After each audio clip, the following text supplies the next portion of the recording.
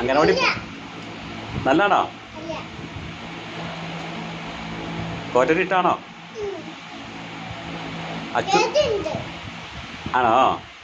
അച്ഛൻ എന്തിനാ വഴക്കോട്ടാക്കിയത്? അയ്യോ, കുഞ്ഞിക്ക് സങ്കടമായോ?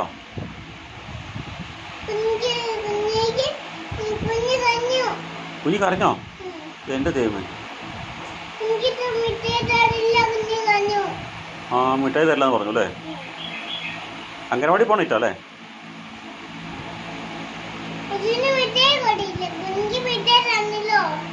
ആ, അത് ശരിയാ.